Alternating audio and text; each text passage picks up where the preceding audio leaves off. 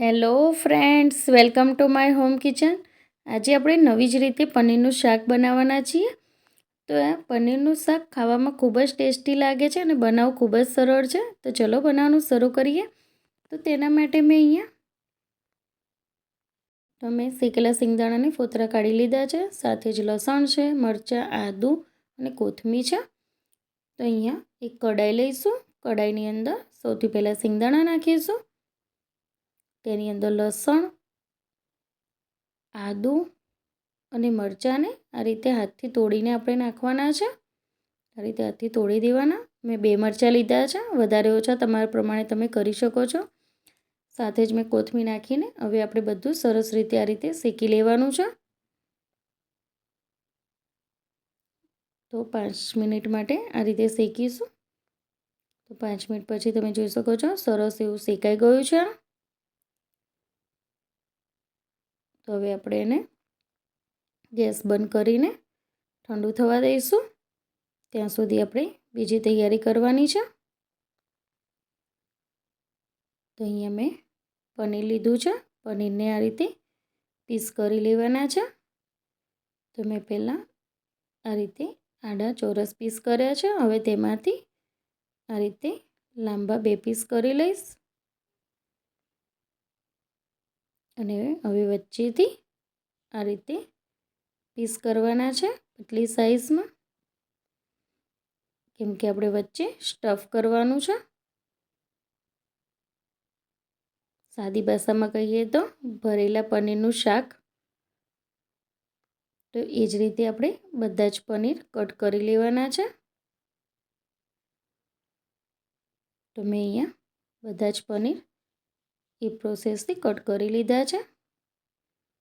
હવે આપણે પારા ખાડી લઈશું. તેની અંદર આપણો શેકેલો મસાલો નાખીશું અને થોડું મીઠું નાખીશું અને બધું સરસ એવું કૂટી લઈશું. તો કચરું કૂટાઈ જાય એટલે ફરીથી કોથમીર નાખવાની અને હવે ફરીથી કૂટીને ઝીણું એવું સરસ કરી દેવાનું.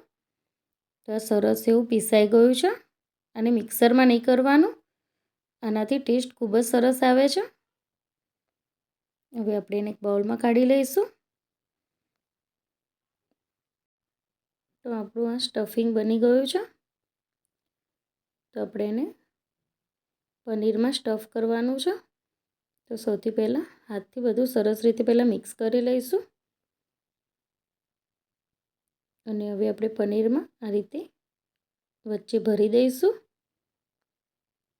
અને ઉપરથી આ રીતે પનીરને લગાવી લઈશું.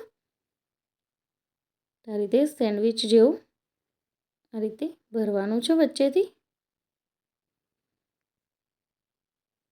એ જ રીતે બીજું પનીર પણ ભરી લઈશું. તો આ જ પ્રોસેસથી બધા જ પનીર આપણે ભરી લેવાના છે.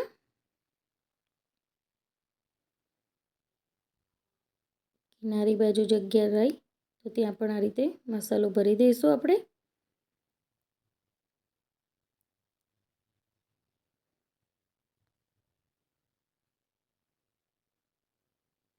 અહીંયા મેં મસાલો આ રીતે સ્ટફ કરી દીધો છે. તો આપણા સ્ટફ પનીર આ રીતે બનીને તૈયાર થઈ ગયા છે. તો મેં બધા જ પનીર ભરી દીધા છે. હવે એક આ રીતનું નોનસ્ટિક પેન લેવાનું છે. તેની અંદર થોડું તેલ નાખીશું અને આ રીતે ફેલાવી લઈશું બધી બાજુ. એકદમ ઓછું તેલ જ નાખવાનું છે આની અંદર. અને હવે આપણે બધા જ પનીરને આ રીતે ગોઠવી દઈશું.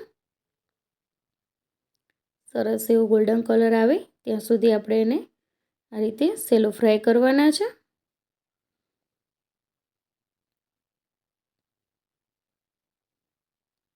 એક બાજુ સરસ એવો થઈ જાય એટલે એને ફેરવી દેવાનું. તો તમે જોઈ શકો છો સરસ એવો ગોલ્ડન કલર આવી ગયો છે. તો થોડું ધીમે ધીમે કરવાનું. તો બધી જ બાજુ સરસ એવા ગોલ્ડન કલર આવી ગયા છે ને તો મેં એક પ્લેટમાં લઈ લીધું છે. હવે આપણે ગ્રેવી બનાવવાની છે. તો તેના માટે મેં અહીંયા ટામેટાં, લસણ, આદું કાશ્મીરી મરચું અને કાજુ લીધા છે. તો બધું જ આપણે આ નાના બાઉલમાં નાખી દઈશું. ટામેટાને આપણે કાપીને લઈ લઈશું. તો આ રીતે ગ્રેવી બનાવીને આપણે જ્યારે શાક બનાવીએ છીએ તો ખૂબ જ સરસ બને છે. અને કાજુ નાખીશું તો એકદમ સરસ એવું ક્રીમી ટેસ્ટ આવશે. તો આપણે જેમાં પનીર શેક્યું હતું એ જ બાઉલની અંદર તેલ નાખવાનું છે. તેલ ગરમ થાય એટલે તેની અંદર જીરું નાખીશું આપણે. હવે કાશ્મીરી લાલ મરચું નાખીશું. આખા લાલ મરચાં છે. હવે તેની અંદર તમાલપત્ર નાખવાનું, સાથે ઝીણી સમારેલી ડુંગળી નાખવાની છે. તો અહીંયા હિંગ નાખવી ભૂલી ગઈ છું, તો સાઈડમાં થોડી હિંગ નાખીશું. અને હવે આપણે બધું સરસ રીતે મિક્સ કરી લઈશું.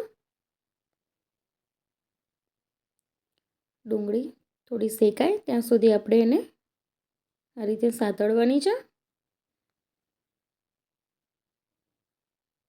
થોડીક એવી સરસ સોફ્ટ થઈ જાય પછી તેની અંદર બનાવેલી ટામેટાની ગ્રેવી નાખીશું.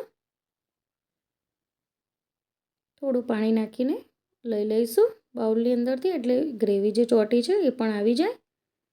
અને હવે બધું સરસ રીતે મિક્સ કરી લેવાનું. આ રીતે 2 થી 3 મિનિટ ગ્રેવીને શેકી લઈશું. તેલ ઉપર દેખાવા લાગે ત્યાં સુધી શેકવાનું. હવે આપણે મસાલા કરીશું, જેમાં લાલ મરચું નાખ્યું છે, મેં હળદર લીધી છે, થોડું ધાણા જીરું નાખીશું. સાથે જ સ્વાદ પ્રમાણે મીઠું નાખવાનું છે. અહીંયા મેં ગરમ મસાલો લીધો છે. હવે અહીંયા થોડો આમચૂર પાવડર નાખીશું, તેનાથી કટ મીઠો ટેસ્ટ આવે છે. અહીંયા થોડી ખાંડ નાખવાની છે. અહીંયા મેં ચાટ મસાલો નાખ્યો છે. તો એ બધું સરસ રીતે મિક્સ કરી લેવાનું. મસાલો શેકાય ત્યાં સુધી આપણે મિક્સ કરવાનું.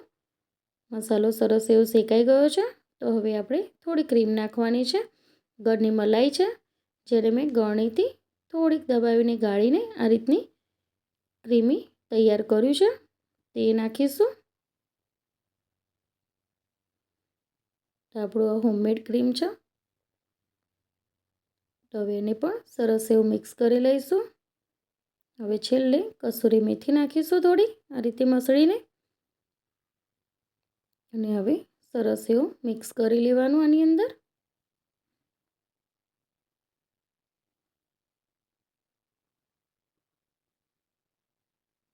તો આ ગ્રેવી આપણી બનીને તૈયાર થઈ ગઈ છે. તેને સર્વિંગ પ્લેટમાં લઈ લઈશું. અને હવે આપણે જે પનીર સ્ટફ કર્યા છે એ આ રીતે ગોઠવી દઈશું.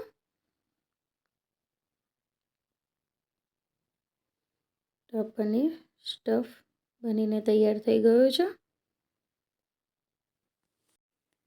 તો મેં અહીંયા આ રીતે સર્વ કર્યું છે. પણ જો તમારે શાકના જેમ ખાવું હોય તો તમે બધા જ પનીર ગ્રેવીની અંદર નાખીને 2 થી 5 મિનિટ માટે બધું મિક્સ કરીને ચડવા દેવાનું, અને પછી તમે રોટલી કે પરોઠા સાથે સર્વ કરી શકો છો. તો તમને મારી રેસીપી ગમે તો લાઈક કરો, શેર કરો અને સબસ્ક્રાઈબ કરો મારી ચેનલને. Thank you.